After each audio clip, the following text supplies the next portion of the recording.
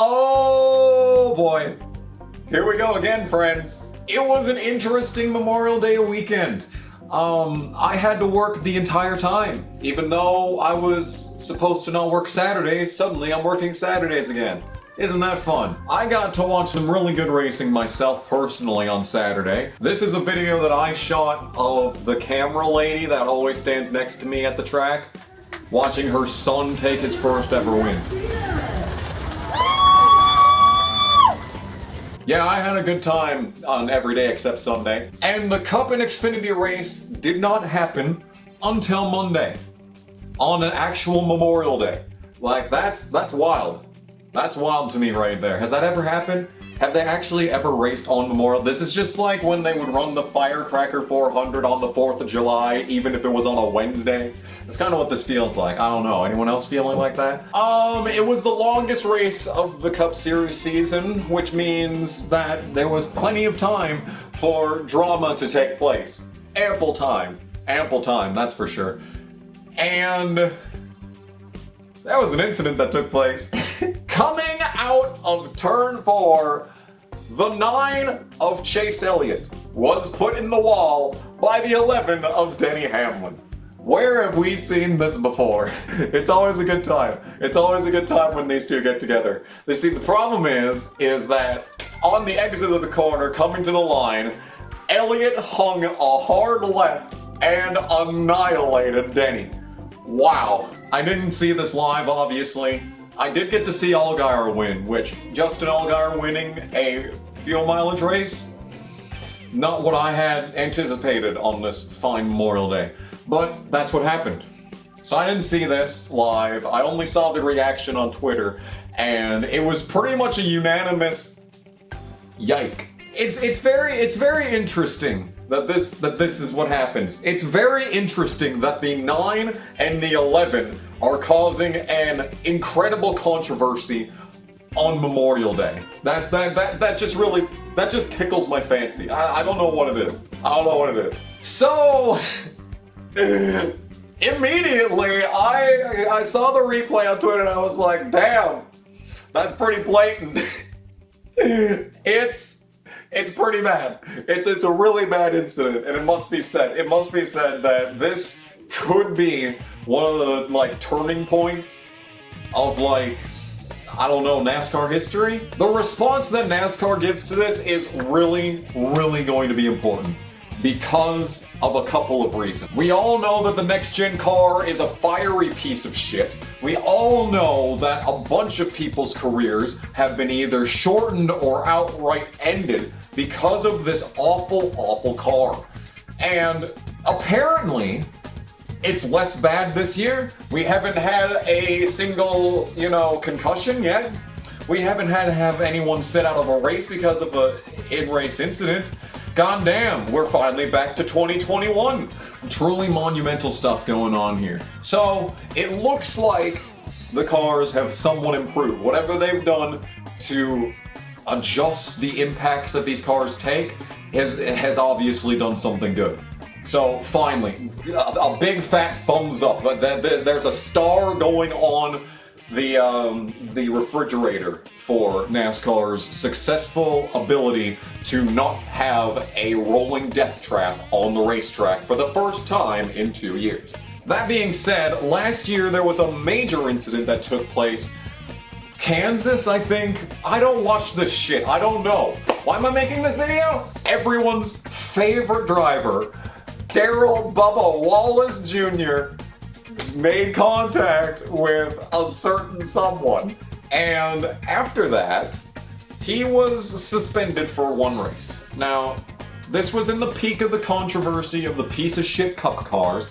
There was a whole lot of extra context to this. It actually seemed unprovoked. I don't remember Larson and Wallace coming into blows before this race.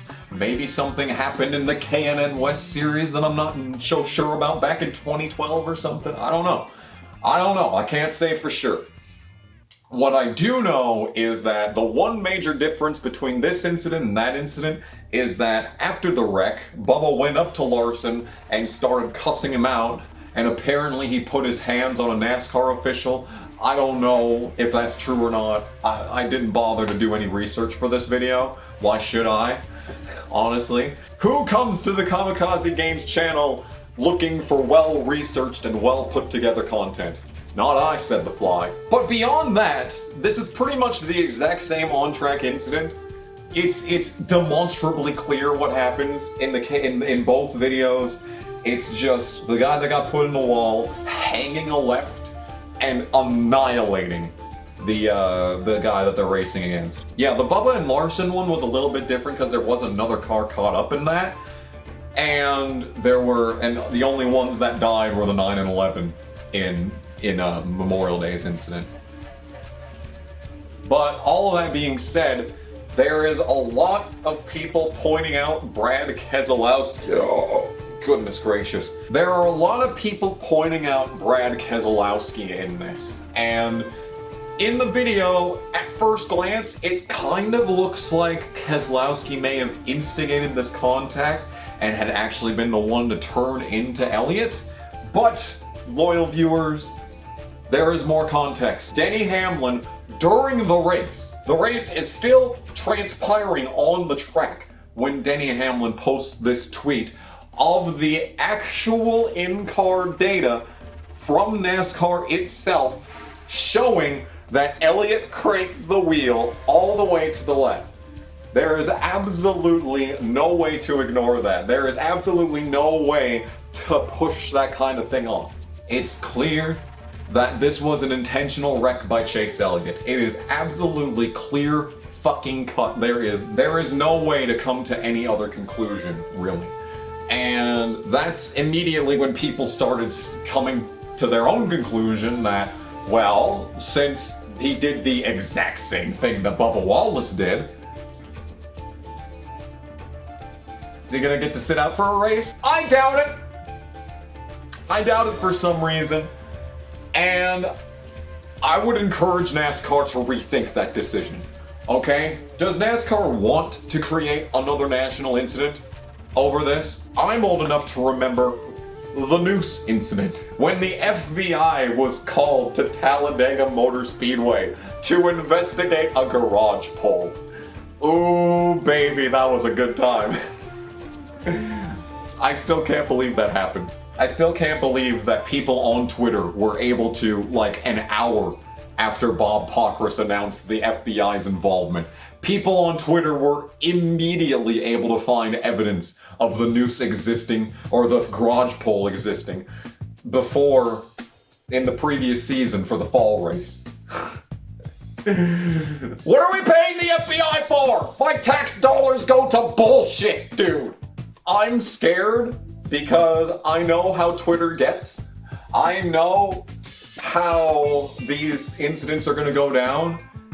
If Elliott isn't suspended for doing essentially the same thing that Bubba Wallace did, people are going to call it racism. I'm telling you, dude, you do not need to be terminally online to be able to recognize something like that. If you just take at the current political climate that we've been in for the past 3 years, the last 3 years, you would probably be able to immediately assume that that is going to be the instantaneous media reaction.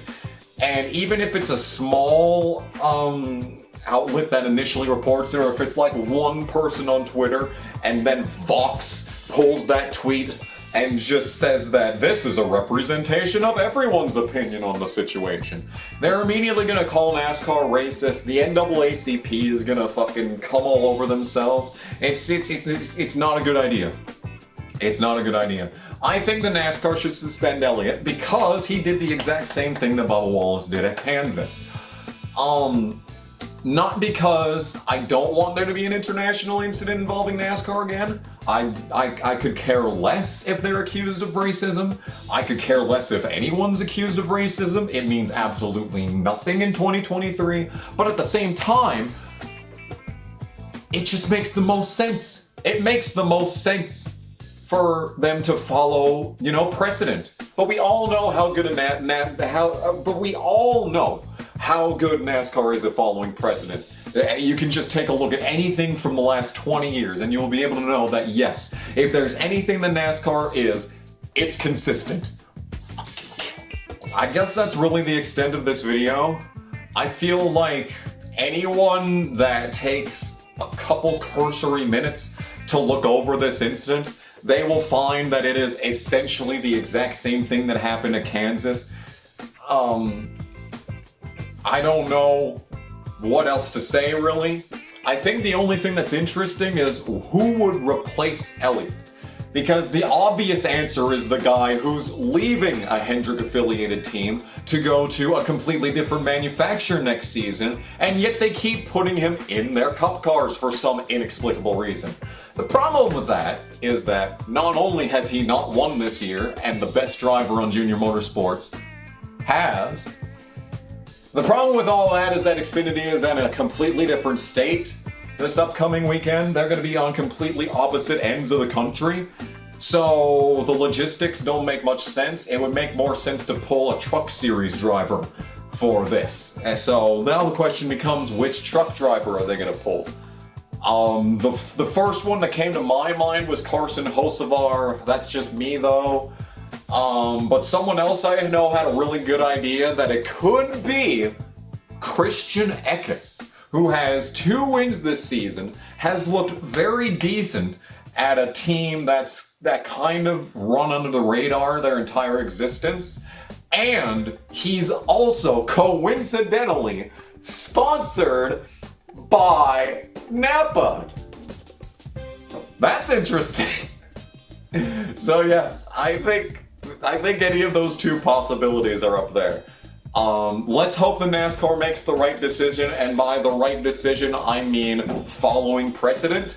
But we all know that that is not NASCAR's strong suit. So I fully expect that Elliott is going to be in the 9-car gateway, and people are going to brush everything off.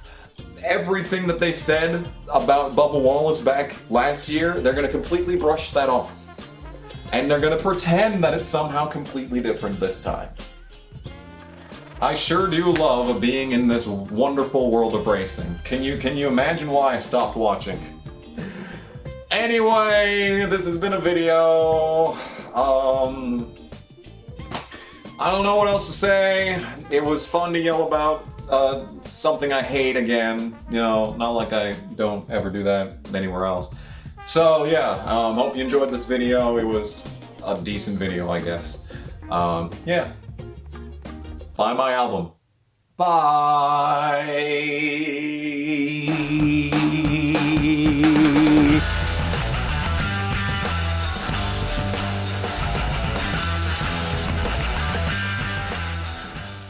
So, I'm real fast, and the fact that you're a racer is a fiddle-dee-doo.